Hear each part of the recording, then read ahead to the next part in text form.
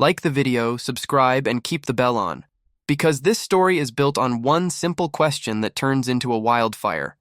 What happens when the person everyone trained themselves to ignore gets noticed by the one man no one can ignore?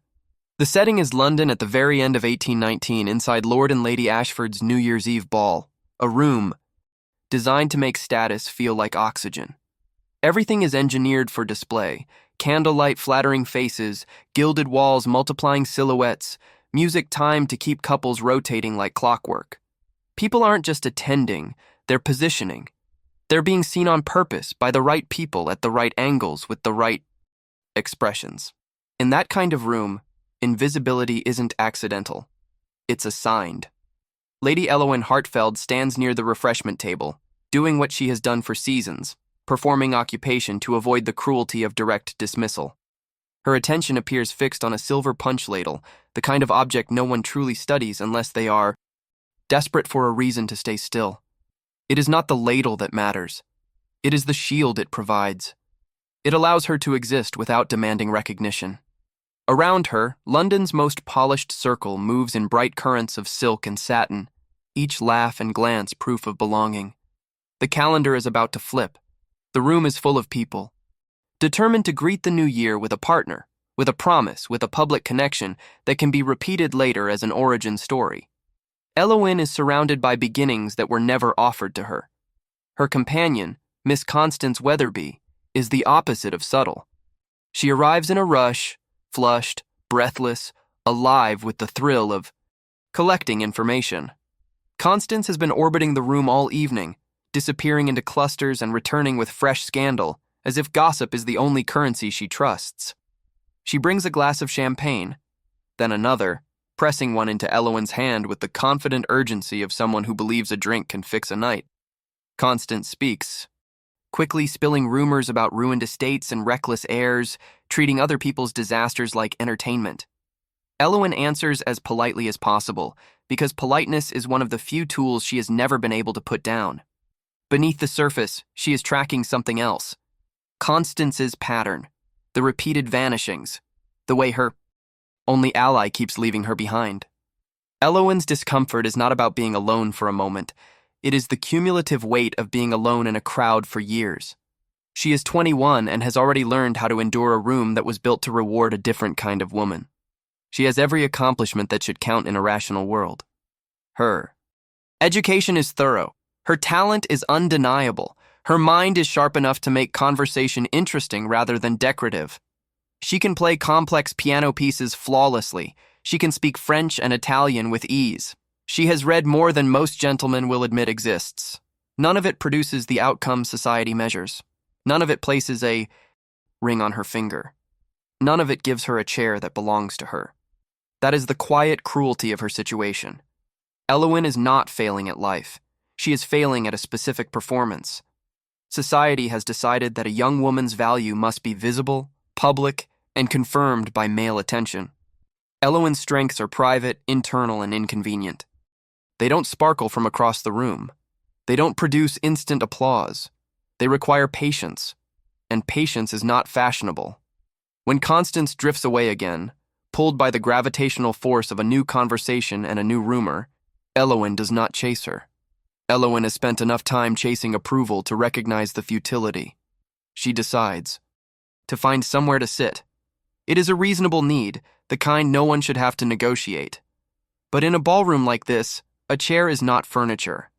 It is a declaration. A seat means you have a place. It means you are expected. It means someone anticipated you would be there long enough to require rest. Elowen begins walking with practiced calm, as if she is moving with purpose rather than searching for basic relief. The first table she approaches is occupied by matrons who fall silent as she nears. Their eyes move over her cream gown with the speed of appraisal and the coldness of judgment. There is no welcome in their posture, no casual invitation to join the edge of the circle. Elowen redirects before anyone has to openly reject her. She has learned to withdraw early, to avoid giving people the satisfaction of turning her away. The second table is worse. It holds young women she recognizes from previous seasons, now married, now settled, now secure in the social proof that Elowen lacks. Their glances are brief, coordinated, and quietly cruel in the way that requires no words. They look at her as if she is an unanswered question that makes them uncomfortable. Elowen moves on, the same way she has moved on from countless small humiliations, collecting them in silence until they become a private archive. The third interruption is unavoidable. A prominent lady notices her, calls attention to her, and forces her to stop. The greeting is loud, bright, and empty, a performance meant for nearby ears rather than for Elowen. Elowen responds with the expected courtesy. The lady invites her to join for a moment, but the invitation is not real. There are no chairs. There is no space made. The hostess's daughter adds the finishing touch by suggesting Elowen might find room at the back, near the servants' entrance, with the smile of someone who enjoys the power of saying the quiet insult out loud. Elowen feels heat rise to her neck, not from anger alone, but from the familiar shock of being reminded that cruelty can be delivered with perfect manners. She keeps walking, not fast enough to look desperate, not slow enough to invite conversation. She completes a careful circuit, table after table, searching for an empty chair and finding none. Every seat is occupied by someone connected to someone whose presence is considered natural. Elowen is not considered natural in these spaces. She is tolerated. As a daughter of an earl, placed near the front by title, and still left without a place among those who actually fill the room with meaning. As the musicians shift into a waltz, couples flood the floor, forming patterns of motion that feel like proof of who belongs with whom. Elowen finds herself pressed near a marble column, forced into stillness. From that position, she can observe everything: the swirl of gowns, the placement of hands, the quick negotiations of dance partners, the subtle exchanges that decide who will be paired for the next song. She sees how easily the room makes space for people who already have space. She sees how the same people who ignored her now fill every inch of the floor as if they were always meant to be at the center. This is not new. It is only sharper tonight because midnight is approaching, and midnight makes people sentimental and cruel at the same time. The new year invites promises, and promises invite comparison. Elowen feels the loneliness more acutely because the room is acting like connection is inevitable. The truth, as Elowen knows, is that connection is selective. It is offered to the right people and withheld from the rest until they stop expecting it. She considers retreating to the ladies' retiring room, her usual refuge. It is the one place she can breathe without performing. It is where she can be quiet without being punished for it. She is nearly committed to leaving the ballroom when something shifts, not in her, but in the room itself. Across the ballroom, at the most prominent table, a man stands. It is not a minor movement. It is a change in gravity. Heads turn in waves, bodies adjust. Conversations pause at the exact moment they sense importance. Elowen recognizes him, even without having spoken to him, because he is the kind of figure that does not require introduction. Alistair Penrose, Duke of Wetherham, is not simply another eligible bachelor. He is a symbol of a particular tier of power, the kind that shapes invitations, alliances, and reputations with a single decision. He has resisted marriage for years, becoming more valuable with every refusal because scarcity is the oldest trick in the social world. Every ambitious mother wants him. Every daughter is trained to hope, then trained to appear effortless while hoping. He has been the untouchable center of countless plans. Elowen has never been part of those plans. She has never been close enough to be considered an option. In the economy of this room, she is not a competitor. She is not even a factor. That is why what happens next feels impossible. The Duke raises a hand. At first, Elowen assumes the gesture is aimed at someone else. That assumption is self-preservation. It is how invisible people protect themselves from disappointment. She glances behind her, searching for the real target. But there is no one. The column is at her back. The space beside her is empty. Then the Duke's attention locks forward, and the gesture becomes unmistakable. The room's sound changes. Music falters. Laughter thins. Even the people who were not watching the Duke begin watching because they can sense that the usual script is about to be violated. Elowen feels it before she fully understands it. 100 eyes shifting direction. the way a crowd collectively turns toward the place where something socially dangerous is about to occur. Elowen remains still for a fraction of a moment too long, because her mind cannot immediately place this event inside any pattern she knows. Dukes do not signal wallflowers. Dukes do not break the room's rhythm to acknowledge a woman standing alone near a column. Dukes maintain control by remaining predictable within their power. They do not create spectacle unless the spectacle benefits them. And yet the Duke's posture suggests certainty, not confusion, not accident. He looks as if he has chosen this moment. Elowen's heartbeat becomes loud in her ears. She senses the first whispers forming like sparks, the early flicker of scandal that needs only one breath of confirmation to become flame. In a room like this, attention is not gentle. It is not curious in a friendly way. It is hungry. It wants to label and judge before it even understands. Elowen has spent years avoiding this exact thing, years learning how to disappear in plain sight, years mastering stillness. Now stillness feels like danger, because the longer she hesitates, the more the room will interpret. If she moves, she risks stepping into a trap. If she doesn't, she risks becoming the center of a spectacle without control. The Duke's hand remains raised. The gesture does not soften. It holds. And Elowen, still pressed to the marble, realizes something with sudden clarity. Whatever is happening is no longer private. The choice has already escaped her. The room has shifted into a new shape, and she is at the point where all the lines are converging. She takes a breath that does not steady her, and the first step forward feels less like walking and more like crossing into a story that will not allow her to return to the edges. By the time she moves, the crowd is already parting, too quickly, too neatly, creating a path that looks like privilege but feels like exposure, and at the end of that path, the Duke's attention does not waver, as if he has been waiting for this exact moment to finally begin. Elowen moves because stillness has become impossible. The Duke's raised hand holds the room in suspension, and every second she hesitates feeds the whispers already forming behind gloved hands and painted smiles. When she finally steps forward, the movement feels irreversible, like crossing a line drawn in chalk that everyone else suddenly treats as law. The crowd parts with unsettling precision, opening a corridor through silk and satin that leads directly to the most powerful table in the ballroom. Faces turn, then turn again, tracking her progress as if she were an unexpected guest entering a private ceremony. Each step magnifies the pressure. The eyes are not kind. They are curious, calculating, already assigning meaning to something they do not yet understand.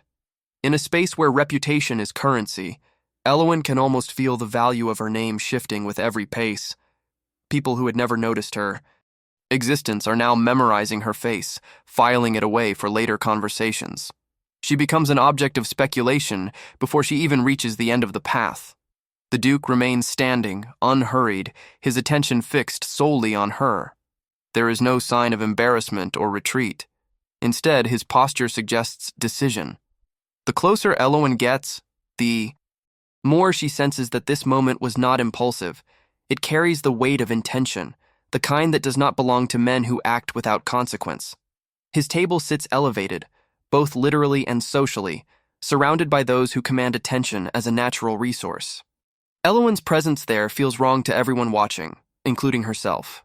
When she reaches him, the Duke gestures toward an empty chair beside his own. The movement is casual, almost friendly, as if inviting a familiar guest to join him. But nothing about the moment is casual. Every person within view understands the significance of an unclaimed seat at this table. It is not merely a place to rest. It is a signal of belonging. By offering it, the Duke is publicly declaring that Elowen deserves to be seen where she has never been allowed to stand. Elowen feels her mouth go dry. The instinct to refuse surges through her, sharp and urgent. Refusal has always been her safest option. It allows her to preserve distance, to keep humiliation manageable and private. Accepting means stepping into the center of something she does not control. Yet the Duke's gesture does not feel like a trap. It feels deliberate, and that makes it more dangerous. As she hesitates, she becomes aware of the women already seated at the table. The first is older, elegant, and armored in diamonds. Her posture is rigid, her gaze cutting and cold. Elowen recognizes her immediately, the Dowager Duchess of Wetherham, the woman who built the Duke's public identity, the architect of his reputation. The other woman is younger, strikingly beautiful, her features arranged into something close to fury. Elowen does not need an introduction to understand her significance. She radiates expectation, the kind bred from years of being told what will eventually belong to her. Elowen understands in a flash that this invitation is not neutral. She has walked into a conflict that existed long before she took her first step. Whatever the Duke is doing, it is connected to these women, to pressure she does not yet fully grasp. The chair is not just a seat, it is a challenge. The Duke does not rush her. He simply waits, one hand resting lightly on the back of the chair, as though he has all the time in the world. That calm unsettles her more than any command could have. He looks at her as if she is the only person present, as if the hundreds of eyes drilling into her back do not exist. Elowen lowers herself into the chair. The velvet cushion is absurdly comfortable, thick and deep blue, the kind of luxury she has never been permitted to enjoy openly. She becomes instantly aware of how exposed she feels, seated so close to the Duke, so visible to everyone in the room. Her pulse races, but she forces herself to keep her posture composed. Panic, she has learned, is a private matter. Public spaces demand control. The silence at the table is heavy. The Dowager Duchess studies Elowen with open displeasure, her eyes moving from Elowen's face to her gown and back again, cataloging flaws with surgical precision. The younger woman beside her stiffens, anger leaking through. Her carefully maintained composure. This is not merely surprise. It is offense. The Duke resumes his seat beside Elowen, close enough that she can sense his presence without looking at him. The subtle scent of sandalwood and leather lingers in the air, grounding in an odd way. It reminds her of the countryside, of spaces that breathe, far from rooms. Like this. The contrast only sharpens her awareness of how out of place she is. He begins introductions smoothly, as if guiding Elowen through unfamiliar territory. Names, titles, relationships. The weight of each one presses down on her. She realizes just how public this moment has become. This is no longer a private kindness. It is a declaration, witnessed by half of London's elite. The Dowager Duchess acknowledges Elowen with cool formality, her tone stripped of warmth. There is no welcome in it, only assessment. The younger woman, Lady Lavinia Brackenridge, daughter of the Marquis of Ashford and hostess's pride, offers a smile so sharp it feels like a warning. Her fury is controlled but unmistakable, coiled tightly beneath practiced grace. Elowen's parents suddenly appear, drawn by the disturbance like birds to broken glass. Her mother moves with speed that betrays her usual composure, sweeping into place with a carefully arranged expression of delighted surprise. Elowen knows her well enough to recognize calculation beneath the smile. Lady Hartfeld has spent years navigating rooms like this. She understands the power shift happening in real time.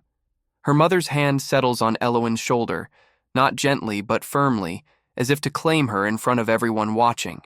She praises Elowen's accomplishments loudly, listing talents like credentials on display.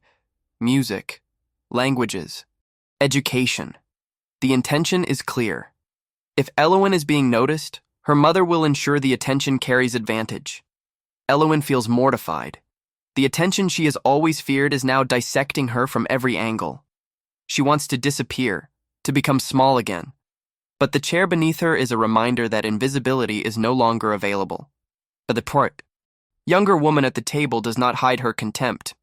She interrupts with a voice dripping with sweetness, questioning the Duke's interest in accomplished wallflowers.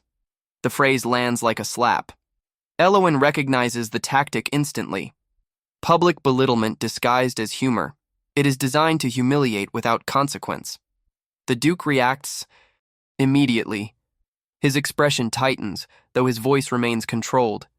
He corrects her with precision, making it clear that genuine accomplishment matters more to him than empty flattery. The rebuke is sharp enough to sting. It is also public. The younger woman flushes, the carefully built mask cracking for a moment. The Dowager Duchess intervenes, demanding an apology. The Duke refuses. calmly, without raising his voice. The tension thickens. Elowen feels caught between two forces she does not understand, the pull of family loyalty and the Duke's quiet rebellion. She realizes this is not a single incident. It is the surface of a larger struggle. Her mother senses the temperature, rising, and chooses retreat. She leaves Elowen at the table with a promise to hear all about it later, her tone light, but her eyes alert. Elowen is now fully alone in unfamiliar territory, seated between the Duke and two women who would clearly prefer her absence. The whispers around them intensify. Nearby tables lean closer, pretending not to listen, while memorizing every detail. In a room built on appearances, this exchange is already becoming legend. The Duke turns his attention back to Elowen, shifting the focus deliberately. He asks about her education, about her languages, about her interests. The questions are thoughtful, not superficial. Elowen answers carefully, surprised by his genuine curiosity. It feels unreal to be addressed as if her mind matters. For a moment, the hostile energy at the table fades into the background, but it does not disappear. The Dowager Duchess watches the interaction with narrowed eyes. Lady Lavinia leans forward, listening for weaknesses, ready to strike again. The Duke, however, does not retreat. He continues speaking to Elowen, asking about books, about music, about ideas that do not fit neatly into ballroom conversation. It is as if he is deliberately choosing substance over spectacle, even now, even here. Elowen feels something shift inside her. The fear remains, but beneath it, a fragile sense of validation begins to form. For years, she has believed her interests were invisible because they were unimportant. Now, the most powerful man in the room is treating them as valuable. The contradiction is dizzying, yet she cannot forget the hostility around her. Every glance from the Dowager Duchess is a reminder that this moment carries consequences. Elowen understands she has become a symbol without asking to be one. Whatever the Duke intends, she is now part of it. The tension escalates when the Dowager Duchess rises abruptly, announcing her need for air. The movement is sharp, theatrical, and unmistakably strategic. She commands Lady Lavinia to attend her. The order is not a request. It is a public display of control, meant to reassert authority and remove her daughter from humiliation. As Lady Lavinia stands, she leans toward the Duke, her voice low but intense. Her expression promises retaliation. Whatever he thinks he is accomplishing, she makes it clear that it will not end well. Then she follows her mother, their departure leaving behind a vacuum of restrained fury. The moment they are gone, the atmosphere shifts. Constance reappears almost immediately, as if summoned by chaos itself. She drops into the empty chair on Elowen's other side, wide-eyed and buzzing with excitement. Her presence breaks the tension, though not the attention. Constance comments freely on how terrifying the situation looked. Then asks what Elowen could possibly have done to anger them. The innocence of the question only emphasizes how unprepared Elowen feels. The Duke, now visibly more relaxed, admits that he simply invited Elowen to sit down. According to him, that was sufficient provocation. The understatement is almost humorous. Elowen, however, does not find it amusing. Her hands tremble slightly, and she clasps them together in her lap to hide it. She finally voices the question that has been building since the moment he waved at her. Why? Why her? Why this public invitation? Why create a spectacle when he barely knows her? The Duke studies her carefully, his confidence softening. For the first time, she senses vulnerability behind the composed exterior. He explains, not in dramatic terms, but with quiet honesty. His mother has spent months attempting to force him into an engagement with Lady Lavinia. He is exhausted by it, exhausted by being treated as a prize, a strategic asset rather than a person. He admits he is weary of pretense, of expectations that leave no room for choice. Then he adds something that catches Elowen completely off guard. He says that when he saw her standing alone, he recognized something familiar. Isolation, a sense of not belonging. He suggests that in a room full of people pretending, she was the only one not performing. The words hit her harder than she expects. She has spent years believing her loneliness was personal, a private failure. Hearing it mirrored by a man who seems to have everything fractures that belief. For the first time, she wonders if her isolation is not unique, if even those at the center of attention can feel trapped. She calls it what it is, an act of rebellion. He agrees but refuses to let it be reduced to that. He asks if it cannot also be kindness. The question lingers between them, unresolved. Before Elowin can process his answer, Constance interrupts with her usual bluntness, pointing out the dramatic nature of his method.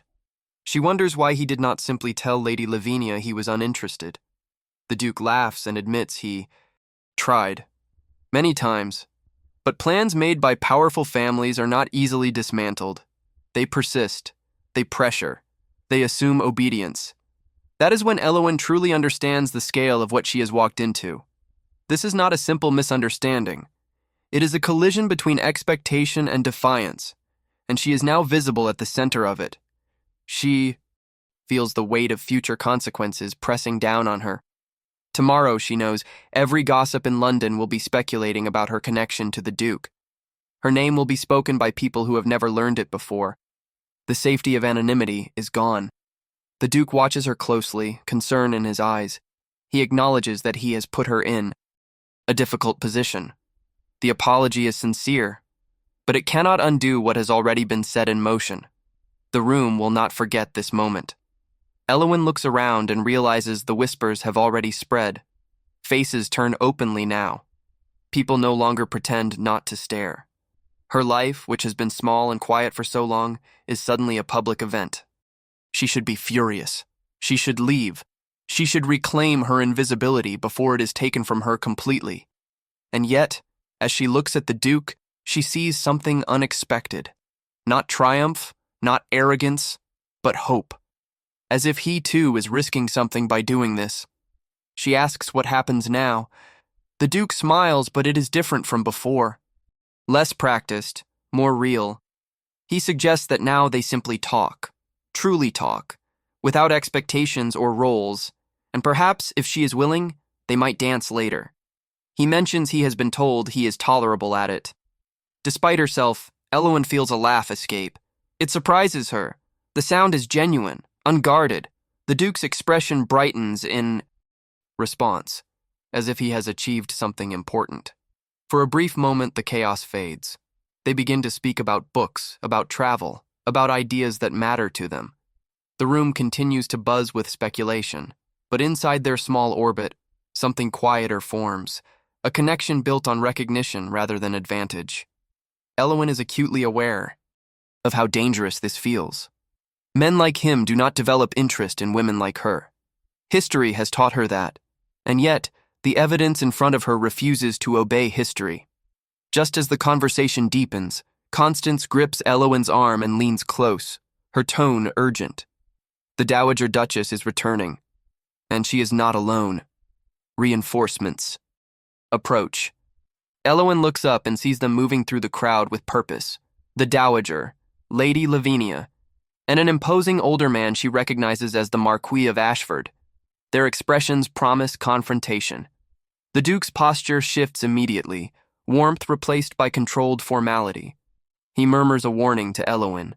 What is about to happen, he implies, will not be pleasant. The trio reaches the table, their presence radiating authority and offense.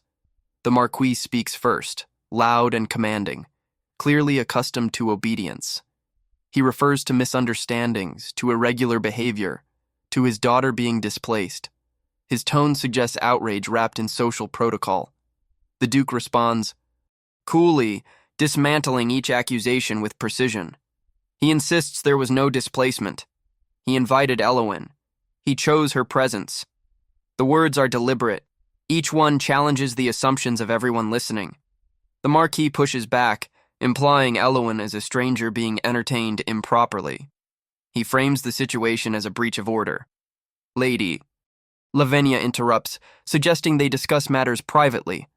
Her eyes flick toward Elowin, implying that a woman of breeding would remove herself to avoid a scene. Elowin begins to rise, instinct screaming at her to escape.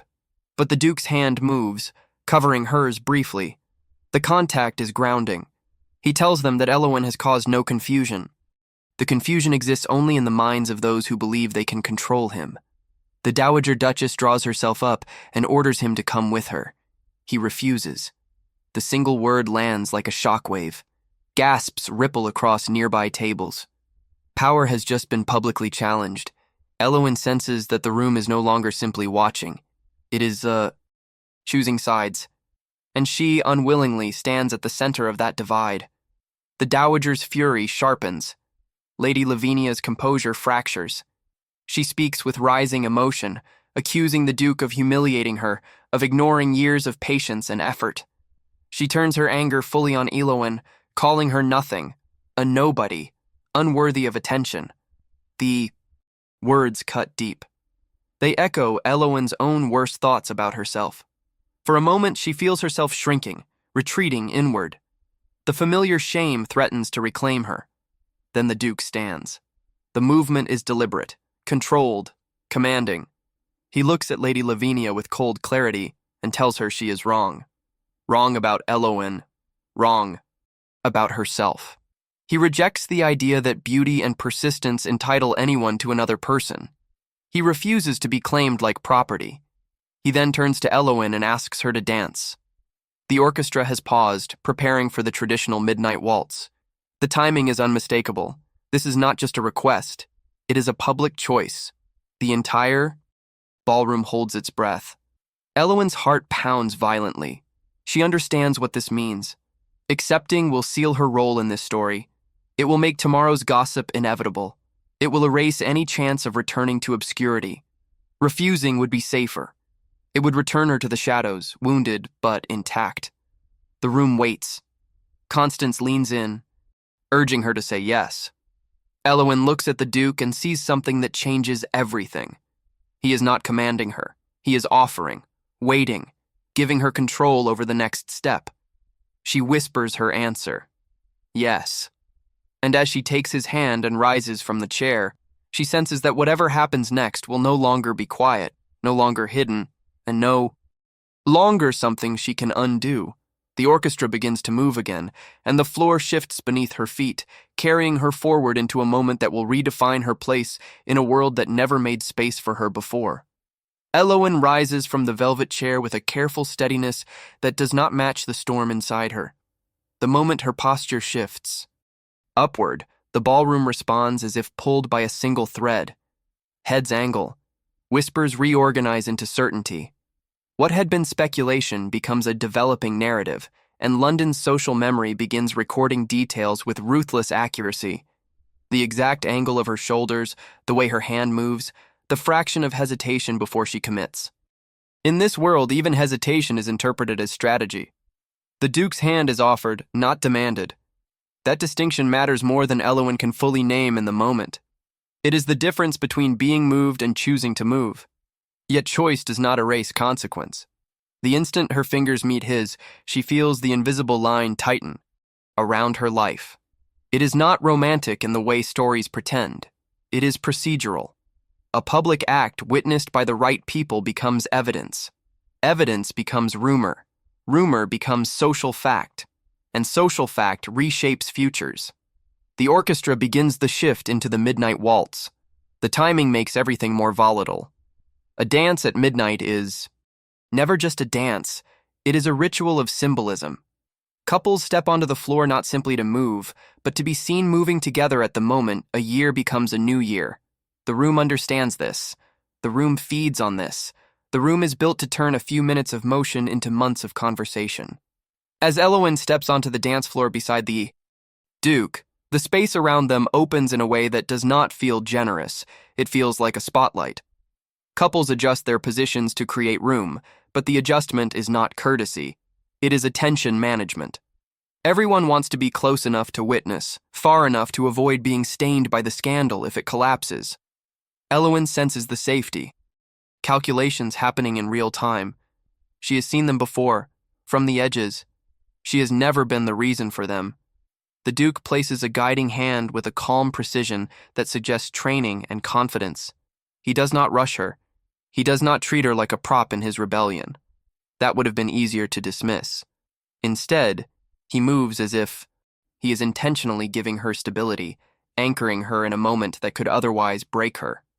The waltz begins, and the ballroom's noise recedes slightly, replaced by the controlled rhythm of music and footsteps. Elowen discovers something unexpected. She can do this. The waltz is not foreign to her. She has been taught because training is expected of women whether or not they are ever invited to use it. She has practiced in drawing rooms and halls, repeating patterns that felt pointless because they were never rewarded. Now those patterns become protection. Her body remembers what the room never cared to see. She moves without stumbling. She keeps her head lifted. She refuses to betray panic. But inside, panic still exists. It manifests not as clumsiness, but as awareness. Elowen feels the pressure of the Duke's proximity. She feels the heat of attention from every direction. She feels her own mind struggling to reconcile two incompatible realities: the reality of the past 3 seasons, in which she is overlooked, and the reality of this moment, in which she is central. The Duke's expression remains composed, yet Elowen senses something sharper beneath it. Control directed outward. He is not merely dancing, he is holding a line. He has set a boundary in front of his mother, the Marquis, and Lady Lavinia. The dance is a continuation of that boundary. It communicates that he will not retreat simply because the room disapproves. Lady Lavinia's presence remains near the edge of Elowen's awareness, even when Elowen refuses to look. Lavinia is not the kind of person who dissolves quietly into the background when plans fail. Lavinia has been shaped by expectations for too long to accept deviation without protest. Elowen can feel that protest building, like a storm gathering behind glass. Constance remains close enough to be seen, far enough to avoid direct involvement. Her face is bright with excitement, but her eyes track everything with a practical alertness. Constance understands the rules more than she pretends. She knows that once a narrative begins, it does not stop because the people inside it wish it would. As the dance continues, Elowen's fear shifts shape. It stops being only fear of humiliation and becomes fear of meaning. If this is real, it will change her life. If it is not real, it will still change her life, but in the crueler direction. Elowen has spent years developing a defensive philosophy.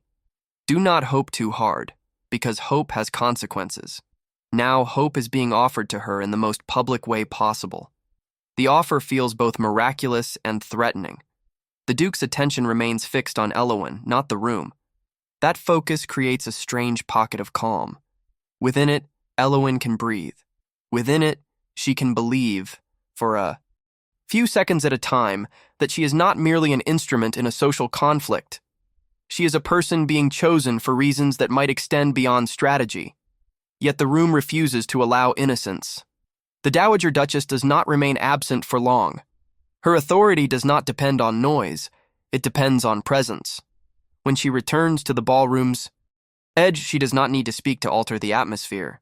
Her posture alone broadcasts disapproval. The Marquis of Ashford remains near her, his expression fixed in a controlled fury. Lady Lavinia stands with them, her beauty now sharpened into something hostile, as if the elegance itself has turned into a weapon. Elowen's awareness tightens. She does not slow, does not falter, but she understands that the conflict is not contained. It is simply waiting for a moment when it can be reintroduced with maximum effect. The Duke, too, senses it. His jaw sets slightly, his grip steadies. He continues the dance with the same controlled rhythm, as if refusing to acknowledge their presence will deprive them of leverage. But the room is not only watching the dance, it is watching the power struggle behind it. The Duke's refusal to yield publicly has created a problem for those who rely on predictable obedience. The Dowager Duchess and the Marquise cannot allow the scene to end with the impression that the Duke is fully independent of their influence. If they do, they lose more than a match. They lose control as a principle. Elowen understands this in pieces. She does not need to know every political angle to sense that she has become a symbol. In their eyes, she is not Elowen with her books and music. She is the Wallflower used to embarrass Lavinia, used to defy a mother, used to fracture a plan. Whether or not that is true does not matter to people who think in strategy. Perception is reality. The music swells toward midnight. The sound in the room becomes layered. The orchestra, the murmur of gossip, the tension of restraint. Elowen feels time tightening, as if the clock itself is pulling everything toward a collision. Midnight is not only a transition between years, it is the moment when people commit publicly to the stories they want to tell later. As the final measures approach, the Duke leads Elowen through the last turns with a smooth certainty. The movement places them in a position of maximum visibility. Elowen realizes, too late to change anything, that this positioning is not accidental. He has brought her into the clearest line of sight, where the greatest number of eyes can witness what happens at the chime. The first strike of the clock lands like a shockwave through the room. The second, the third. Each chime increases the pressure. Elowen feels her breath shorten. She senses the crowd leaning forward. She senses Constance stiffen. She senses the Dowager Duchess's posture tighten with anticipation, as if bracing for an outcome she intends to control. Then the Duke makes a decision that Elowen does not anticipate. It is not a loud gesture. It is not theatrical. That is what makes it more destabilizing. He closes the distance with quiet. Certainty, and the boundary between dance and declaration, dissolves.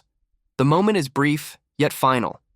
The contact is not graphic, not prolonged, but it is unmistakably public and unmistakably deliberate. The room reacts instantly. The sound of gasps ripples outward. Someone drops something. A thin line of laughter breaks and then dies as people realize this is not a joke.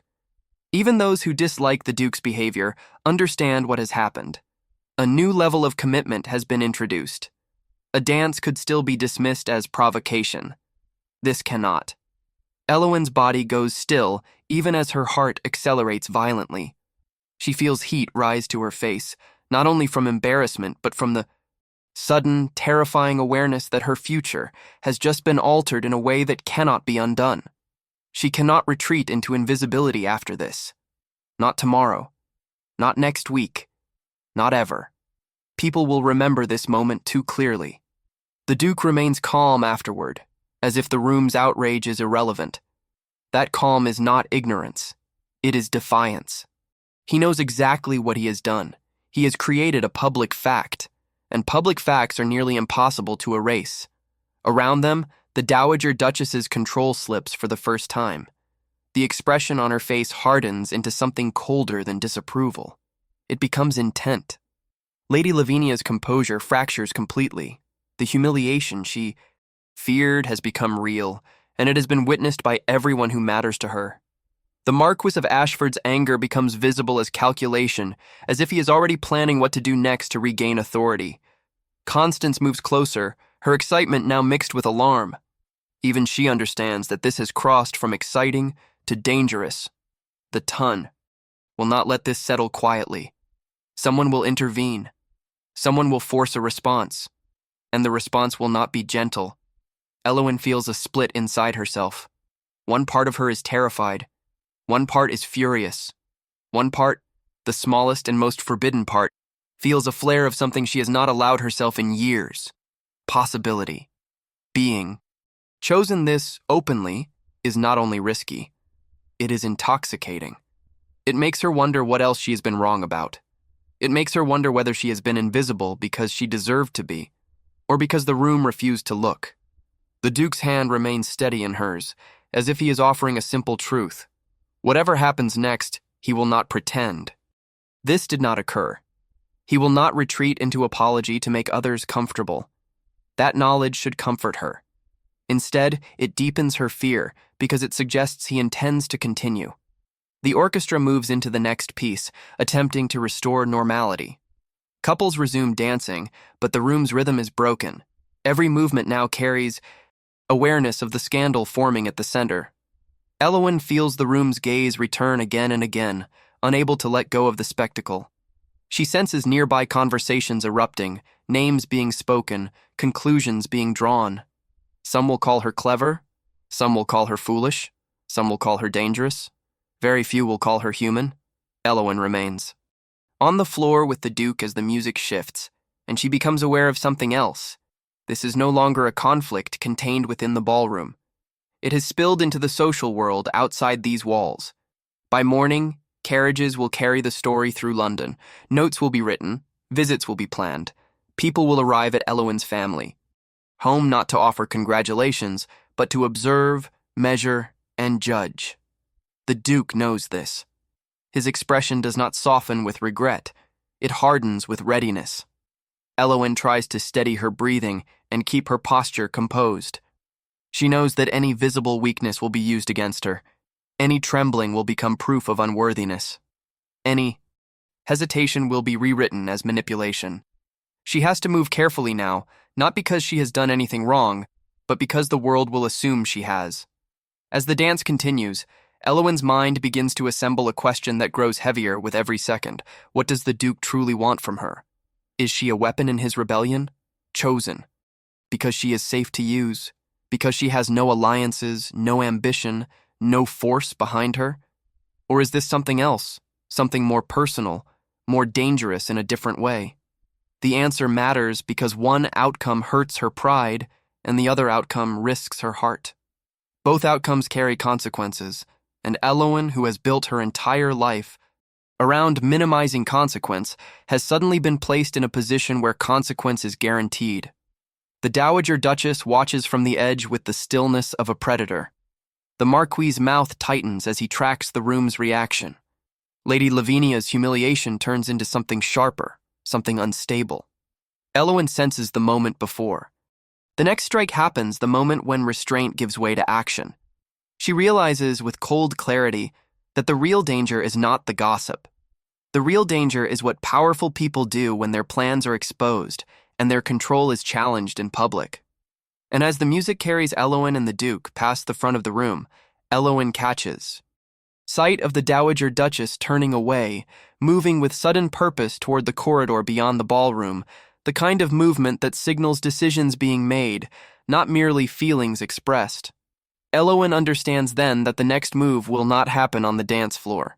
It will happen behind closed doors, where titles become weapons. Reputations become bargaining chips, and the cost of being seen is finally collected. The ballroom tries to recover, but recovery is only performance. The orchestra keeps playing because that is what a well-trained society does. When something dangerous happens in public, it covers the fracture with music and insists the structure is intact. Couples continue to rotate across the floor, but their movements are no longer carefree. They dance with their attention split, bodies in rhythm while minds track the scandal that has just been planted like a flare in the center of the room. The waltz has done what it was designed to do, turn a moment into a story, but this story is not harmless. It is a direct threat to the most powerful people present. Elowen remains beside the Duke, still moving, still holding posture, still refusing to collapse. Yet she feels the room recalculating around them. In a space governed by invisible rules, the Duke has rewritten one rule publicly. He can choose his own company, and he can elevate a woman everyone else. Treated as disposable. That is not merely romantic, it is destabilizing. It suggests the social order can be bent without permission. The people who benefit from that order will not allow the suggestion to stand uncontested. The Dowager Duchess's movement toward the corridor becomes the first visible sign of the real battle beginning. It is not a retreat. It is a repositioning. She is not leaving because she is overwhelmed. She is leaving because public spaces are not where she wins. She wins in rooms where there are no witnesses, rooms where conversation becomes leverage, and leverage becomes obedience. The Marquis of Ashford follows, not far behind. The direction matters. He does not pursue, the center of attention to create another public scene. He moves toward the same corridor because he understands something basic. The longer the Duke's public defiance remains unanswered, the more it becomes accepted as reality. There must be a response, and the most effective responses happen out of view. Lady Lavinia trails them, her earlier. Composure now sharpened into something rigid. She does not look simply humiliated. She looks threatened, as if the kiss at midnight did not just embarrass her but erased a future she believed was guaranteed. In a world where expectation can feel like entitlement, losing an expectation is not disappointment, it is injury. Elowen notices the shift. Even as she stays outwardly calm, she cannot follow them. She should not follow them. A woman in her position does not walk into private conflicts between a duke's family and a marquise's household, and yet she feels the consequences of that private conflict pressing against her because she is the reason it exists. The duke does not abandon her on the floor. He continues to keep her near, not because it is comfortable, but because it is strategic. Leaving her now would be interpreted as doubt. It would invite the room to believe the midnight gesture was impulsive and regretted. The Duke appears to understand the optics in the same way his opponents do. Elowen realizes that she is not merely being protected socially. She is being positioned. As the music shifts again, the Duke guides Elowen away from the densest part of the crowd and closer to the edge of the ballroom where movement becomes less crowded and the sound is slightly softer. It is not isolation, but it is an attempt to create a small pocket of space in a room that has become hostile. Elowen can breathe more easily here, though the stares still reach her. Constance appears as if drawn by instinct to the most unstable part of any gathering. Her earlier excitement has dimmed into alertness. She does not ask questions loudly now. She watches the corridor where the dowager disappeared. Constance's expression suggests she senses danger even if she cannot define it. She has spent her life collecting stories, and she knows when a story is about to turn sharp. The minutes after midnight stretch oddly. Time becomes elastic when everyone is waiting for the next move. The room's conversations become quieter, more careful. People speak in fragments rather than full sentences, testing what others believe before committing to an opinion. Elowen recognizes the pattern. No one wants to be wrong about a scandal that might define the season. Wrong opinions have consequences. Wrong alliances are remembered. Then the corridor changes. At first it is subtle, a servant moving faster than necessary, an unusual number of footmen shifting positions, the hush that follows someone important. Elowen watches the ballroom's edge tighten with anticipation. This is not curiosity anymore. This is awareness that a decision is being formed. The Dowager Duchess returns, but she does not return alone. She emerges with the Marquis of Ashford, Lady Lavinia, and a smaller cluster of authority behind them. A pair of older relatives, perhaps, and a man Elowen recognizes as connected to the Duke's household, someone who moves like staff but stands like a messenger. They are arranged in a formation that suggests planning. The Dowager's expression has changed. It is no longer pure outrage. It is controlled resolve. She has chosen a method. The Duke sees them immediately. Elowen can feel his posture shift. The warmth he showed on the floor does not disappear, but it compresses into something harder. He becomes the Duke fully now, not merely a man making a provocative choice. His attention remains on Elowen only long enough to confirm she is steady, then it turns outward to meet the incoming pressure. They do not approach the dance floor. They approach the space adjacent to it, where a conversation can be seen but not overheard. That is deliberate. They want witnesses, not transparency. They want the room to observe that they are acting without allowing the room to hear the substance. It is the perfect balance. Public authority, private leverage. Elowen understands something in that moment. The next stage of this conflict will be fought through implication. Whatever is said will be crafted to ensure that even those who cannot hear will still receive the intended message.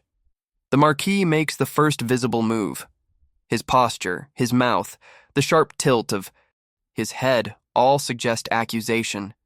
His target is the Duke, but the point of the accusation is Elowen. The message is clear even without sound. This situation is improper. This woman is out of place. This disruption must be corrected. The Dowager Duchess reinforces the stance with stillness. She does not look at Elowen with open rage anymore. She looks at her as an obstacle that must be managed. That distinction matters. Rage is emotional. Management is strategic. Lady Lavinia stands slightly forward of her father, her chin lifted, as if she is offering herself as the correct solution to restore order. She does not appear to be pleading now. She appears to be insisting. Elowen watches her. Expression shift as she scans the room. Lavinia understands the audience. She understands what it means to be publicly wronged. She also understands how to weaponize her own humiliation. Elowen feels the pressure in her chest intensify. She remains beside the Duke, but she is aware of how fragile her position is. She does not have a title that protects her from rumor. She does not have allies spread across the room. She has her family name, but even that is only partial protection when facing a marquise and a dowager duchess. Elowen knows that the people confronting the Duke can damage her with very little effort. They can frame her as an opportunist. They can imply compromise. They can suggest she is reckless or desperate. The truth will not matter if the story they spread is more convenient. The Duke remains controlled. He does not raise his voice. He does not posture. That restraint is its own aggression. In aristocratic conflict, loudness is often weakness. Quiet certainty is dominance. Elowen senses that the Duke is refusing to give them the emotional reaction they want. He is forcing them to confront the fact that he is not acting from confusion. He is acting from choice. The confrontation continues, visible, tense. The Duke does not step away from Elowen. That detail becomes its own statement. In a room like this, proximity is commitment. If he stands beside her while being challenged, he is telling the room that she is not a mistake he will correct. He is telling the room that they will have to fight him to erase her. That is exactly what his opponents intend to do. A footman passes too closely, then another. Elowen realizes there is movement behind the confrontation, small adjustments being made around the edges. The Dowager's household staff and the Ashford staff are repositioning, likely instructed to prepare for the next phase. Elowen does not know what that phase is, but the coordination suggests it will be decisive. Constance edges closer, her face pale now, her earlier humor gone. She does not speak. She watches the Dowager's hands, the Marquise's mouth, the way Lavinia holds her body. Constance's instincts, sharpened by years of social observation, tell her something is coming that cannot be laughed away. Elowen catches a brief glance from her mother across the room. Lady Hartfell's expression is carefully neutral, but her eyes are focused, calculating.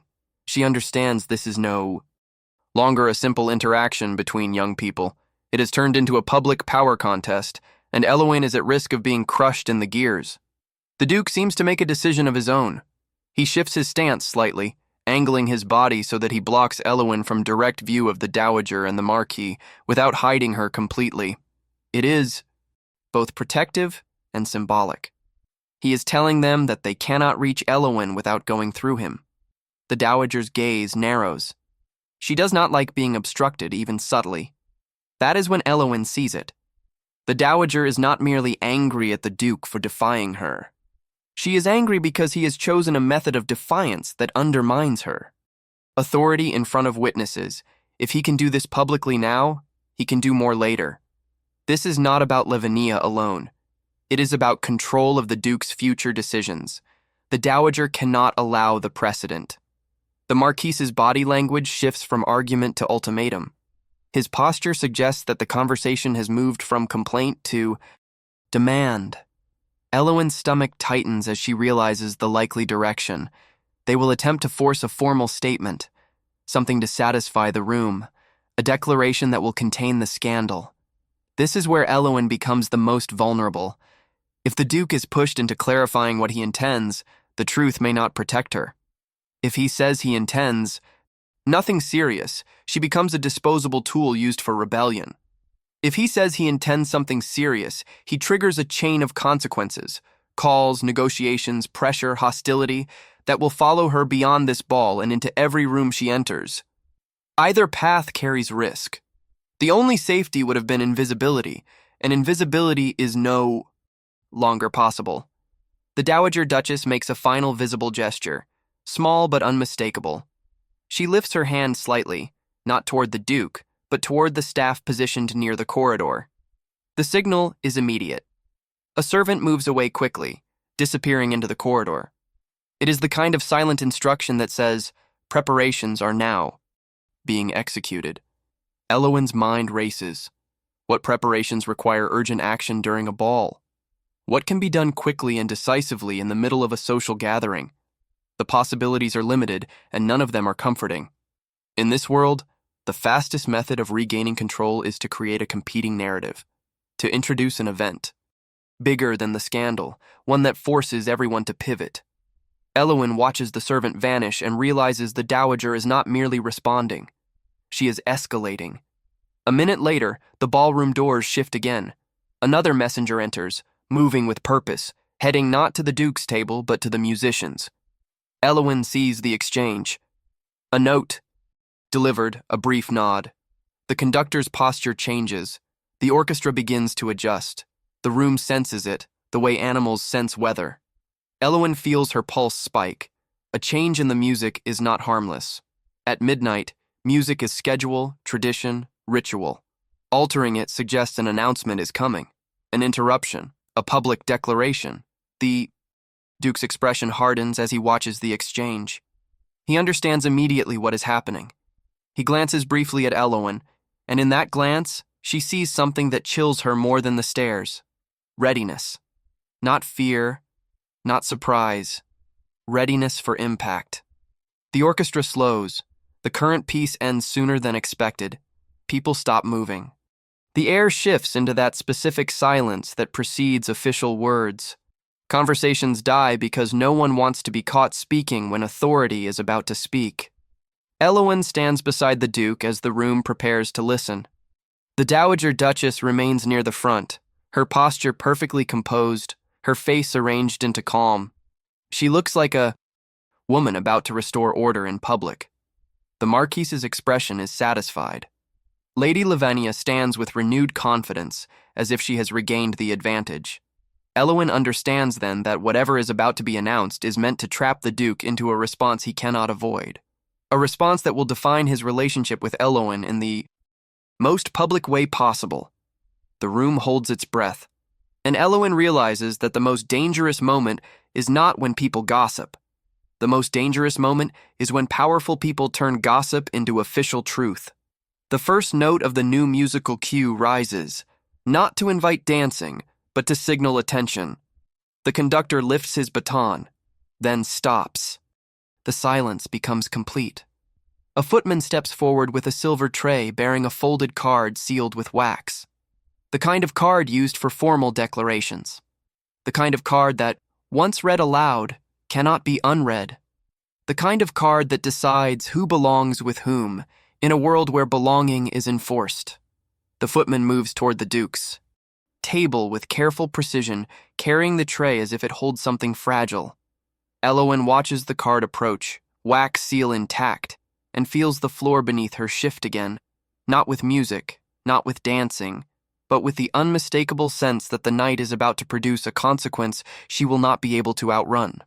The footman stops in front of the Duke, and the Duke's hand lifts, slow, controlled, toward the sealed card, as the entire ballroom waits to see what will be declared. The sealed card rests on the silver tray like a weapon disguised as tradition. The footman stands perfectly still, arms locked, eyes forward, trained to disappear while delivering moments that change lives. Around him, the ballroom has fallen into a silence so complete it feels staged. Even the chandeliers seem to wait. This is not curiosity anymore. This is ceremony. The Duke does not reach for the card immediately. That hesitation matters. In a world where speed is often used to project confidence, restraint becomes a counter-signal. He studies the seal, the color of the wax, the insignia pressed into it. Elowen watches his face, searching for signs of surprise, but finds none. Whatever this is, he expected it. The Dowager Duchess remains motionless near the front of the room. Her expression is calm, almost serene, the way generals look when they believe they have already won. The Marquise of Ashford stands beside her, shoulders squared, eyes bright with anticipation. Lady Lavinia has regained her posture, her humiliation replaced by something close to triumph. She understands the power of ritual. She knows what a formal card in this setting usually means. Elowen feels her throat tighten. She does not know what the card contains, but she understands its purpose. It exists to impose a narrative. It exists to define relationships publicly in a way that cannot be softened later. Whatever words are written inside were chosen carefully, likely hours ago, long before Elowen ever took a step toward the Duke. That realization is sobering. This was planned. Not her involvement, but the framework designed to contain the Duke. The Duke finally reaches for the card. His fingers break the wax seal with slow precision. The sound is faint, but in the silence it carries. Elowin feels every eye lock onto his hands. The footman lowers the tray and steps back, returning to invisibility. The card opens. The Duke scans the contents quickly. His expression does not change. That lack of reaction is almost unsettling. Elowin expects anger, surprise, or amusement. Instead, she sees calculation. He folds the card once and lifts his gaze, not to Elowin, but to the Dowager Duchess. The room waits. The Dowager's posture remains steady. She does not blink. This is her moment. She has chosen a public battlefield, and she expects obedience. The Duke straightens, still holding the card. The conductor remains frozen, baton suspended. The orchestra waits for instruction. The silence stretches, thick with expectation. Elowin feels the weight of what is about to happen settle into her bones. This is the pivot point. Whatever is said now will travel faster than any rumor. It will be quoted, repeated, twisted. It will become the official version of tonight. The Duke does not hand the card to anyone. He does not ask for a footman to read it. He keeps it in his own hand. That choice alone disrupts the Dowager's plan. The card was meant to control him, to speak for him. By keeping it, he is reclaiming the narrative. He steps forward slightly, just enough to make his presence dominant without appearing aggressive. Elowin remains at his side, aware that this is no longer a private moment between two people. This is a public act with consequences that will follow her long after the music ends. The Duke speaks. He does not read the card aloud. He summarizes it. The contents are what Elowin feared, a formal announcement prepared in advance, outlining a long-expected engagement between him and Lady Lavinia. The card is written as if the decision has already been made, as if tonight's events were irrelevant, as if his life is a document that others are allowed to finalize without his signature. A murmur ripples through the room. Some sound surprised, others look relieved. This is what they expected. This restores the order they understand. The Dowager Duchess allows herself the smallest smile. Lady Lavinia lifts her chin, her confidence returning like a crown. Elowin's chest tightens. She understands now. This was the trap. The public kiss forced a response. The Dowager's response is to announce something bigger, something louder, something official. In their world, a printed declaration outweighs a spontaneous gesture. Paper becomes truth. Ink erases emotion. The Duke does not yield. He states calmly that the card does not represent his decision. He clarifies that no engagement exists, that no agreement has been reached, that the document was prepared without his consent. The room shifts again. This time the murmurs are sharper. People lean toward each other, whispering urgently. A formal declaration rejected in public is no small thing. It suggests not only defiance, but division within powerful families. The Dowager's smile disappears. The Marquis stiffens. Lady Lavinia's face drains of color. The Duke continues, still controlled. He explains that he has spent months resisting this match, not out of spite, but because he refuses to enter a union built on expectation rather than choice. He does not raise his voice, he does not insult anyone. That restraint makes the rejection more dangerous. He is not acting like a reckless son. He is acting like a man who understands his authority. Elowin feels the room's attention shift toward her. She has become the unspoken variable in every calculation. People do not need to hear her name to understand her role. Her presence explains everything. The Duke does not hide that connection. He does not claim Elowin as a fiancé. He does not promise marriage. But he states clearly that he will not be dictated to, and that he chooses his own company. Tonight, he says, that choice was visible to everyone. The Dowager Duchess finally moves, not toward Elowin, toward her son. Her steps are measured, dignified, controlled.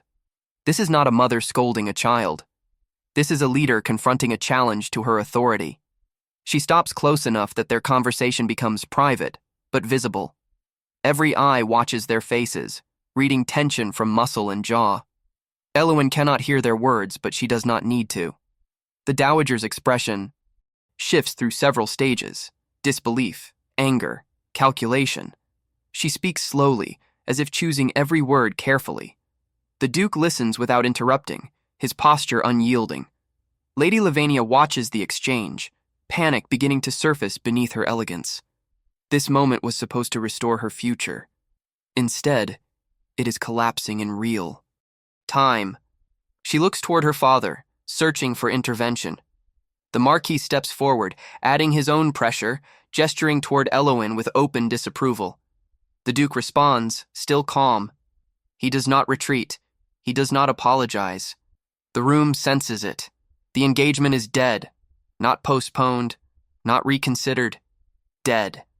This realization hits the audience in waves. Some look scandalized, some look thrilled. This is the kind of drama they will dine on for months. An unmade engagement between two powerful houses is better than any dance. Elowen feels a strange duality. Part of her feels relief. Another part feels dread. The Duke has just shattered a plan that involved entire families, and she is standing next to him while he does it. The Dowager's control slips for the first time. She gestures sharply toward Elowen. Not violently, not dramatically, but unmistakably. Elowen understands the message immediately. The Dowager sees her now, not as an obstacle, but as a cause. If Elowen had not existed, tonight would have gone differently. That is the story the Dowager will tell herself, and eventually the world. The Duke steps slightly in front of Elowen, blocking the direct line of sight. That movement is small, but symbolic. He does not raise a hand. He does not speak. He simply positions himself between them. It is enough. The Dowager's lips press into a thin line. She realizes he will not allow her to publicly attack Elowen. Not now. Not in front of witnesses. Her strategy must change. She turns away abruptly. This time, her movement is not toward the corridor. It is toward the exit. The Marquis hesitates, then follows. Lady Lavinia lingers a second longer, her eyes locked on Elowen. The look is not just anger, it is fear. Her future has just slipped out of her hands. Then she turns and follows them. The ballroom releases a collective breath it did not realize it was holding. Sound returns slowly. Conversations restart in fragments. People do not know where to look. Some stare at the Duke, some stare at Elowen. Some pretend to be deeply interested in their champagne. Constance appears instantly at Elowen's side, eyes wide, hands trembling with excitement and terror. She does not speak, but her expression says everything. This has gone further than she imagined. Elowen remains still, processing what just happened. The Duke has publicly rejected an engagement prepared by his own family. That alone would be enough to define a season. But the implication that he did it because of her makes it explosive. The Duke finally turns back to Elowen. His expression is serious now. The playful confidence from earlier is gone. This is the face of a man who understands exactly what he has just destroyed. Elowen understands it too. Whatever happens next will not be quiet. This will follow her home. It will follow her family. It will follow her into every room she enters. She feels the instinct to apologize rise in her chest, but she does not speak. Apologies in this situation would sound like guilt, and she is not guilty of anything except existing. The Duke does not ask her to dance again. Instead, he suggests they step away from the floor, not as a retreat, as a decision. They move together toward the edge of the ballroom, away from the densest crowd. People part for them again, but this time the movement feels different, less curious, more reverent. The tone has changed. Elowen is no longer a mystery. She is a catalyst. As they walk, Elowen becomes aware of something new. The Dowager Duchess did not simply leave. She left to act, and powerful people rarely retreat without a plan. Elowen senses it deep in her chest.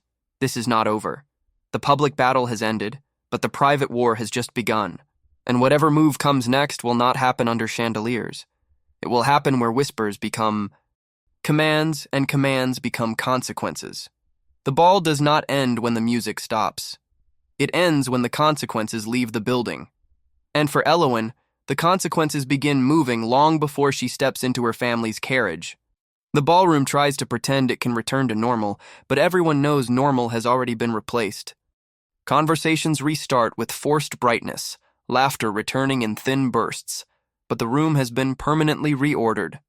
Tonight has produced a new hierarchy of attention, and Elowen sits inside it like a spark caught in velvet. She leaves with her parents under a cloud of controlled politeness. Her mother's expression is composed, but her eyes are sharp with calculation, already mapping tomorrow. Her father, an earl with years of political survival behind him, does not ask loud questions in public. He waits. That waiting is its own pressure. Elowen rides home with the Duke's presence still clinging to her senses, the steady hand, the calm voice, the certainty that he would not let anyone erase her. It should feel like safety. Instead, it feels like stepping into a storm with someone who refuses to step back. London streets are quiet in the early hours, but Elowen knows the quiet is temporary. Gossip travels faster than carriages when it has fuel like this. Servants will whisper to other servants before dawn. Housemaids will trade details at markets. Footmen will repeat phrases at inns and corners. Every detail will gain dramatic color with each telling: the wave, the chair, the rejection, the kiss, the ruined engagement. Elowen understands, in a calm that feels almost numb, that by the time she wakes, the story will already belong to everyone else. Sleep does not come. It cannot. Her mind replays the night like a courtroom document, searching for flaws, for missteps, for angles that can be used against her. She remembers her own life before midnight, quiet, overlooked, safe in its smallness, and she recognizes with bleak clarity that safety has ended. Not because she did anything improper, but because powerful people have decided she matters, and in their world, mattering is risk. Morning arrives with cruel gentleness. Pale winter light drifts across frost-covered rooftops, making London look peaceful, even innocent. The city always looks innocent before it begins devouring someone. Elowen stands at her window, staring down at the street, feeling the wrongness of calm. Constance appears, of course, without ceremony, because Constance behaves like doors are optional. Her excitement is immediate, loud, unavoidable, but it carries a nervous edge this time. Constance can sense the shape of danger, even when she insists on treating it like entertainment. Elowen's household begins to move strangely. Servants pass the corridor more often than necessary. The butler appears twice. A maid lingers by the staircase. Something is happening downstairs. The house is receiving a shock before Elowen sees it. She feels her stomach tighten as she hears voices. Muffled. Urgent. The tone of staff reacting to something outside. Then the message arrives. Elowen is told, quickly and with strange seriousness, that she must come down immediately. Not because something is wrong in the ordinary sense, but because something impossible is happening right in front of her home. When she reaches the entrance hall, she finds the household gathered at the windows as if magnetized. Elowen pushes through them and looks out. A magnificent carriage stands in the street, bearing the Weatherham crest. The horses are perfectly turned out. The driver sits rigid and formal. And beside the carriage, as if the cold is irrelevant, stands the Duke. He is dressed for a morning call, posture upright, expression controlled, as though he is not just visiting but declaring. In his hands, he holds an enormous bouquet of winter roses, pale petals tightened by the season. The visual is unmistakable. The Duke is not hiding. He is not sending a note. He is not waiting to see how gossip settles. He is bringing the next move directly to her door. Elowen feels the world tilt. A public gesture at a ball is one thing. A Duke, standing on a street in daylight in front of witnesses, is another. This is not romance in private. It is reputation in motion. Her butler informs her the Duke has been waiting. Not minutes. Long enough for Frost to matter. And more importantly, long enough for neighbors to notice. Elowen sees it instantly. Curtains twitching, faces peering from windows, a few pedestrians slowing, drawn by the spectacle. London is waking up, and the Duke has positioned himself where London cannot ignore him. Constance, practically vibrating, pushes Elowen forward. Elowen protests silently in her mind, aware of her simple morning dress, her unpinned hair, the lack of armor that evening gowns provide. But the Duke does not look like a man who is here to judge her appearance. He looks like a man who is here to pin a truth to the day. Elowen steps outside. Cold air bites her cheeks, but it also sharpens her awareness. She sees the Duke more clearly now. He looks tired, as if the night cost him something, but he stands with a steadiness that suggests he will pay again if he must. When he sees her, his face changes, subtly, briefly. The rigid composure softens into something like relief. He bows properly, not extravagantly, respectfully. A duke showing respect is not a common gift. Elowen feels it land like weight and warmth at once. He speaks in a formal tone, as one does in daylight, in public, in front of a house full of servants and a street full of potential witnesses. He expresses concern about calling too early, then makes it clear why he is here: to speak with her before the city fully descends on her doorstep. The phrase lands like a warning. Before Elowen can fully process it, the street proves him right. Another carriage rounds the corner, then another. Elowen's breath catches. The vehicles are not random. They move with purpose, drawn by news that traveled overnight. Members of the ton are arriving already, hungry to see the aftermath. Elowen feels panic flare. The rumors have moved faster than she hoped. They have arrived as curiosity with wheels. The Duke's eyes flick toward the growing line of carriages, then back to Elowen. His expression tightens. He did not cause this chaos by accident. He anticipated it. He came anyway. He asks to speak privately, or as privately as possible under the circumstances. Elowen nods, unable to speak with steadiness. She leads him inside to a small sitting room just off the entrance. Hall, a space that feels too small to hold what is happening. From the window, Elowen can see more carriages gathering like a crowd. The ton is assembling. Some will pretend concern. Some will pretend delight. All will be measuring Elowen like fabric. The Duke sets the winter roses on a side table. The gesture is simple, but it anchors the room in a reality Elowen cannot escape. He is here, in her family home, with a bouquet, in daylight, after publicly rejecting an engagement. This is no longer a moment. This is an unfolding event. He acknowledges he caused a stir. He apologizes for the consequences that landed on her, but the apology is not retreat.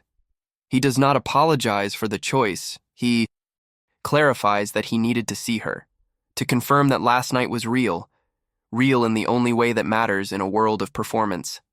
Elowen feels the floor under her shift again. The question of reality is dangerous because it invites hope. And hope is the one thing Elowen has trained herself not to indulge. Yet she cannot deny what she felt. The conversation, the steadiness, the recognition. The Duke closes the distance between them, not aggressively, not theatrically, simply enough to make it clear he is not speaking in abstract terms. He takes her hands, and his touch is warm despite the cold outside.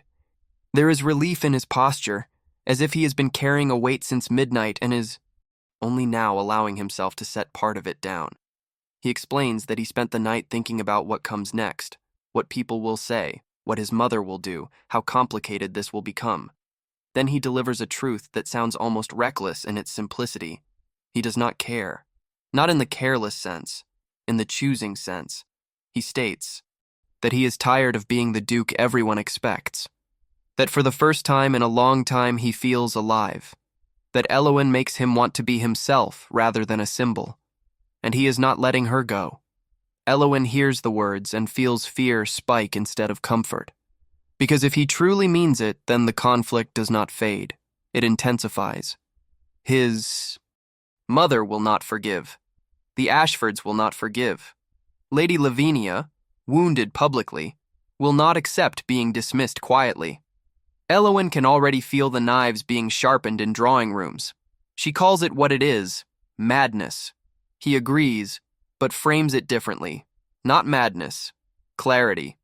He claims he has learned more about her in hours than he has. Learned about others in months. He admires that she does not flatter, that she does not perform.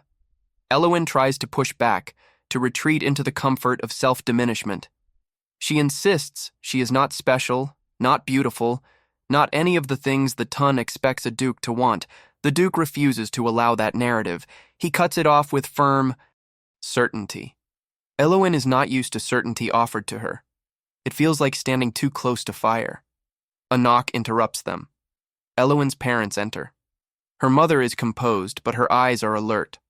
Her father looks slightly stunned, as though still trying to piece together how his quiet daughter became the center of London's attention in less than 12 hours. They acknowledge the Duke with proper courtesy, but Elowen can sense their caution. They are not naive.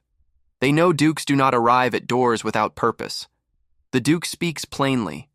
That plainness is another disruption. He does not circle the point. He declares his intent to court Elowen properly, publicly, with the possibility of marriage if they find themselves suited. He presents it not as a claim, but as a serious intention. Elowen's father reacts with disbelief, not because the Duke is unworthy, but because the speed defies every known social rhythm. Yet the Duke does not flinch. He admits it is irregular. He admits he cannot offer a neat explanation beyond this. He knows his mind, and he wishes to spend more time with Elowen. Then he makes the most dangerous statement of all, not to Elowen, but to her parents. He insists Elowen must have the opportunity to choose. In a world where women are frequently traded through polite negotiation, a duke offering choice is a form of rebellion in itself. Elowen's mother watches him carefully, measuring whether this is sincerity or performance. Elowen's father turns to her and asks what she wants. The room tightens. This is no longer about gossip. This is about formal permission. Elowen feels the weight of the decision pressed down hard. If she says no, she returns to safety, but also returns to a life that now feels smaller because she has seen another possibility. If she says yes, she invites the full storm into her home.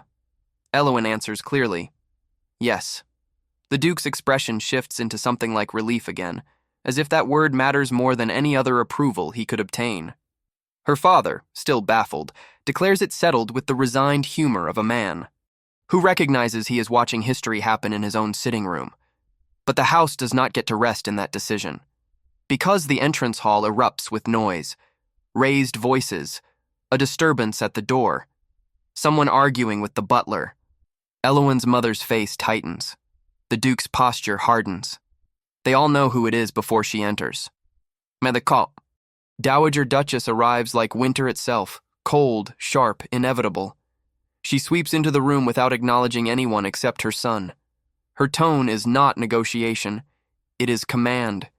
She states they are leaving, as if his body still belongs to her authority. The Duke refuses. He does not raise his voice, he simply denies her. He states he is calling on Elowen properly. He states she has no authority to prevent him. The words are calm, but they slice through the Dowager's assumptions like steel. The Dowager's anger rises, but it is disciplined anger. She does not explode. She sharpens. She claims motherhood, sacrifice, duty. The Duke responds by turning her own principles against her. She raised him to understand responsibility, and responsibility includes choosing his own future. Then the Dowager turns her gaze to Elowen. This is the first time Elowen feels truly hunted. The Dowager's eyes are not merely disapproving. They are investigative. She frames Elowen as a schemer, a climber, a girl who conveniently caught a duke's interest. She suggests calculation because that is the only language she believes explains disruption. Elowen speaks, carefully but honestly. She denies plotting. She describes the simple truth. She was alone, and her son invited her to sit. Elowen did not ask for this. Yet the Dowager does not accept simplicity. Powerful people rarely do. Simplicity does not serve their worldview.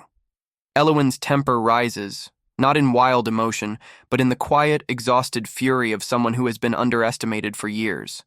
She admits her loneliness openly. She admits she accepted the invitation because she was lonely enough to take the risk. The confession lands heavier than any polished defense. It is raw truth in a room that runs on polish. The Dowager pauses. That pause is frightening because it suggests Elowen's honesty has done something unexpected. It has forced the Dowager to see her as real. Not admirable, not acceptable, but real. A real person with a real vulnerability, not merely a convenient villain in a convenient story. The Dowager's next shift is subtle. She does not soften, but her fury redirects. She calls Elowen impertinent and too honest, then admits, almost begrudgingly, that Elowen is not stupid, which separates her from the empty-headed girls the Duke has been subjected to. Then she issues a condition.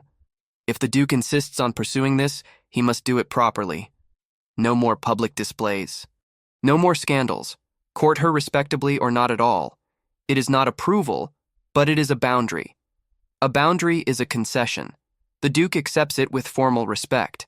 The Dowager warns that if it ends badly, she will claim victory in hindsight. Then she turns to Elowen and delivers the real threat.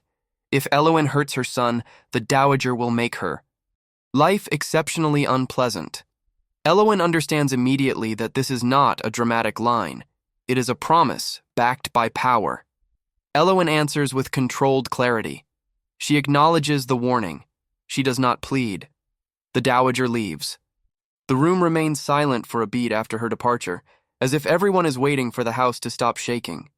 Constance, who somehow has appeared again, trailing behind the Dowager like a nervous comet, breaks the silence with bright, inappropriate optimism. She declares it went better than expected.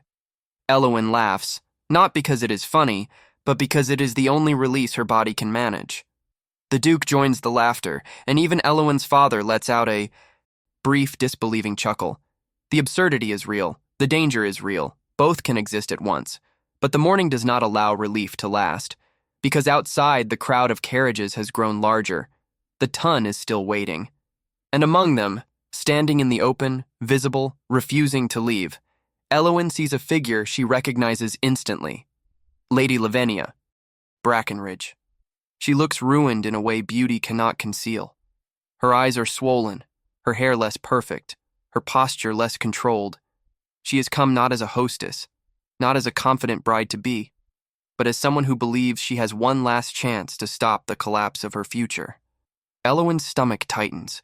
The Duke's expression shifts into something that suggests he is already bracing for the next collision. And Elowen realizes with cold certainty that the most dangerous part of the story is not the Dowager's threat. It is what desperate people do when they realize they are losing in front of witnesses. The street outside Hartfell House has turned into a stage, and the ton has arrived early to claim front row seats. Carriages line the curb in both directions, wheels still wet with morning frost, footmen clustered in tight groups, pretending not to stare while staring harder than anyone. People lean from windows. Neighbors linger behind curtains. Even passers-by slow down, pulled toward the spectacle like iron to a magnet. London loves an event, and this is not merely an event. This is a power struggle with titles attached. Elowen stands just inside the threshold, feeling the weight of the crowd without even stepping fully into the cold. The house behind her feels smaller than it did yesterday, as if walls can shrink under pressure. The Duke stands beside her. Posture. Controlled, expression steady, the kind of steadiness that tells the watching world he will not be pushed back into obedience. Elowen's parents remain close, not as decoration, but as protection. Their presence matters now, not because it can stop what is happening, but because it can shape how the story is told. Constance hovers a few steps away, vibrating with anxious energy, trying to be brave while clearly wanting to hide behind a curtain and also shout details to everyone she has ever met. Outside, Lady Lavinia stands at the center of the crowd, visible by design. She did not choose a discreet corner. She chose the exact location where the most eyes would be forced to see her. Her cloak is elegant but hastily arranged. Her hair, usually immaculate, has small signs of disorder. Her face is pale, and her eyes are swollen in a way that suggests she has not slept. Elowen recognizes the look immediately. Not simply sadness, but desperation mixed with stubborn pride. Lavinia has been raised to believe her future was inevitable. People who believe in inevitability do not handle disruption quietly. The Duke sees her too. He does not flinch, but something shifts in the set of his jaw, a slight tightening that Elowen has learned to read as readiness for conflict. He is not surprised. He expected this. That expectation is its own warning. If the Duke anticipated Lavinia's move, then he also anticipated what follows it. Lavinia steps forward before anyone can intervene. Her posture is upright, but the strength feels forced. The crowd adjusts to allow her passage because the crowd wants the confrontation. The crowd wants the sentence that will define the day. Someone's carriage door closes softly, like punctuation. Elowen's breathing slows as she forces control back into her body. She will not tremble in front of them. Not because she is fearless, but because fear is what the world expects from a woman it considers unworthy. Elowen refuses to perform unworthiness anymore. Lavinia stops a few paces away from the doorstep, close enough that her expression is visible, far enough to avoid appearing improper. Even in desperation, she obeys certain rules. She knows the Tun watches details like hawks. Her gaze locks on the Duke first. Not Elowen. The Duke. That is the center of her grief. She speaks to him with a softness that feels cultivated, as if she is trying to rewind the last 12 hours through tone. Alone. Her face twists with pain, and for a moment, Elowen sees her as something other than a rival. Elowen sees her as a person whose entire sense of self was built around a promised outcome. The Duke listens without interruption. His stillness is neither cruel nor indulgent. It is the stillness of a man who knows he cannot give false hope without creating a greater harm. Lavinia's composure breaks. Not dramatically, not theatrically, something more dangerous. She shifts from controlled appeal into raw insistence. She frames her devotion like proof. Years of patience, years of waiting, years of doing everything correctly. She implies that Elowen's sudden appearance has stolen what was earned. The crowd drinks it in. This is the kind of pain that makes people feel justified in watching. Lavinia is offering the Tun a narrative they can repeat with satisfaction. The wronged beauty, the ruined expectation, the unexpected interloper. Elowen feels the narrative tightening around her like a rope. She knows exactly what Lavinia wants the crowd to believe. That Elowen is nothing but a convenient disruption. That Elowen is a momentary mistake. That Elowen is not a true threat, only a temporary humiliation.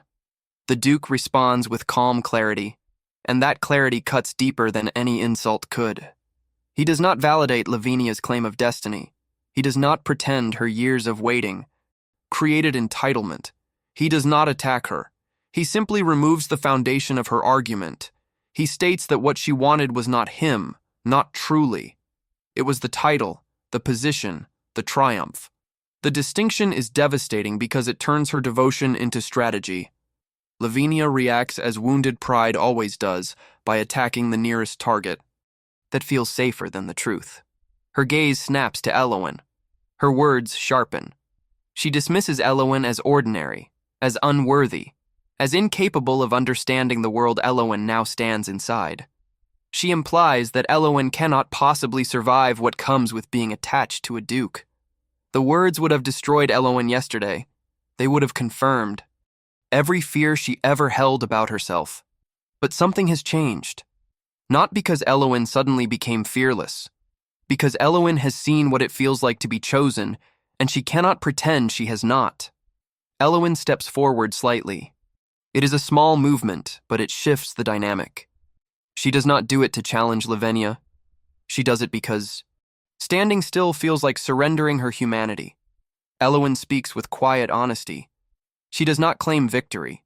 She does not gloat. She refuses to act like a conqueror because she never came here to conquer. She states the only truth that matters. She was not trying to win. She was trying to survive one more ball without being humiliated, and the Duke's choice pulled her into this storm. Lavinia's eyes flicker. For the briefest moment, the hostility cracks, revealing something like recognition. Because Lavinia, beneath the polish and entitlement, understands loneliness more than she wants to admit. She understands what it is to stand in a room full of people and feel like you are nothing. Unless someone chooses you. The moment does not become friendship. It becomes something colder and more real, mutual understanding of pain. Then the Marquis of Ashford appears. He does not approach gently. He arrives like authority in motion, red-faced, furious, embarrassed by his daughter's public unraveling. He grips Lavinia's arm with a firmness that turns the scene from emotional confrontation into social discipline. He orders her away, not because he cares about her feelings, but because she is becoming a liability. Elowyn watches the exchange and learns something important. Lavinia is not only trapped by her own expectations, she is trapped by her family's need for control. Lavinia looks back once. Her eyes meet Elowyn's. That look is not forgiveness. It is not apology. It is a silent transfer of truth. This conflict is larger than both of them, and it will not end neatly. The Marquis pulls Lavinia away. The crowd shifts. Disappointed the confrontation did not erupt into something louder. But the disappointment does not dissolve the reality. London has still received its morning drama. London has still seen Elowyn standing beside the Duke in daylight. The story is now confirmed by witnesses, not merely whispered at breakfast tables. As the Ashford carriage retreats, the street begins to loosen. Carriages roll away slowly, people satisfied for now, already, anticipating the next rumor, the next scandal, the next chapter. The ton does not need resolution, it needs momentum. When the last carriage turns the corner, the air feels slightly lighter, but not safe. Elowyn's body remains tense because she understands what was just avoided, not conflict, but collapse.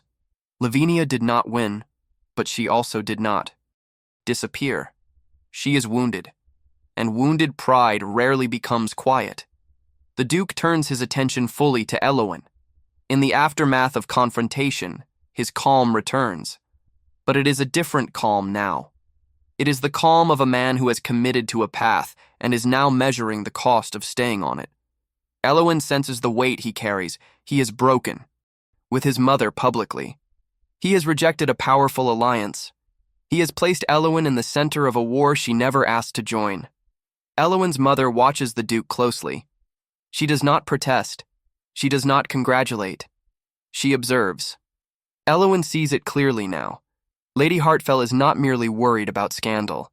She is worried about durability. She wants to know if this man will remain when the novelty fades and the consequences arrive. Elowyn's father speaks sparingly, but his eyes are sharp. He is not sentimental. He is practical. He knows power when he sees it, and he knows how quickly power becomes dangerous when it feels threatened. The Duke suggests leaving the house briefly, walking, somewhere public, controlled, away from the crowd but not hidden. The suggestion is strategic. If they vanish behind closed doors, the ton will invent a story. If they remain visible in an orderly way, they control the image. Elowyn understands, though she never wanted to have to understand. She agrees. They step into the cold together, with Constance trailing behind as a self-appointed chaperone. Hyde Park becomes the chosen ground, not because it is romantic, but because it is neutral. In the open air, under pale winter light, the city feels less like a trap and more like a place where breathing is possible. As they walk, the Duke speaks not in dramatic promises but in practical truths. He frames what happened as something that must now be managed carefully. There will be gossip. There will be pressure. There will be attempts to humiliate Elowyn into retreating. He does not minimize it. He does not pretend love is enough to erase politics. He treats Elowyn like an adult capable of understanding the stakes. That alone shifts something inside her. For 3 years, society treated Elowyn as decorative failure. Now a Duke is treating her like a person with agency, someone whose choices matter. Elowyn feels the strange sensation of stepping into competence she did not realize she had. Elowyn, in turn, speaks about what she wants. Not titles, not triumph, not revenge. She speaks about meaning, about usefulness, about being more than a name attached to a household. The honesty is not fashionable, but it is real. It is the kind of honesty that makes the Duke's posture soften again, not with theatrical romance, but with recognition. He responds by connecting her desire to the responsibilities of his estate. He references family tradition, duty, the idea that power is supposed to carry obligation. Elowyn hears the word duty and recognizes something. The Duke's rebellion is not rebellion against responsibility. It is rebellion against control disguised as responsibility. That distinction matters. They return to Hartfell House with a quieter steadiness. Between them, not because problems have vanished, but because decisions have been made and spoken aloud. At the doorstep, the Duke pauses. He does not prolong the moment. He does not turn it into spectacle. He delivers a final statement with calm sincerity. What he feels is not a passing whim. He is not treating Elowen as a symbol. He is treating her as someone he believes he can build a life with. Elowen feels the temptation to shrink again, to deny worthiness out of habit. But she resists. She answers not with a grand declaration, but with the simplest truth. She is willing to stand beside him as long as he truly means what he says. The Duke departs. Elowen watches the carriage disappear. Around the corner, feeling the odd quiet that follows a storm. Constance sighs dramatically behind her, already romanticizing the morning. Elowen's parents exchange a look that contains both caution and something else, something close to reluctant hope. Inside, the house begins to settle. Servants return to routine. The street outside resumes its normal movement. London pretends it has moved on. But Elowen does not believe in sudden peace anymore, because she has seen how quickly the ton can assemble. She has seen the dowager's threat. She has seen Lavinia's desperation. And she knows that the first wave of attention has only passed because it gathered its evidence. Now it will return with conclusions. Elowen steps back into the house, the winter roses still on the table, their pale petals bright against dark wood. The flowers look like innocence, but they are proof of war. And as she moves upstairs, Elowen realizes something that makes her pulse tighten again. The Duke's morning call was not just a declaration to London.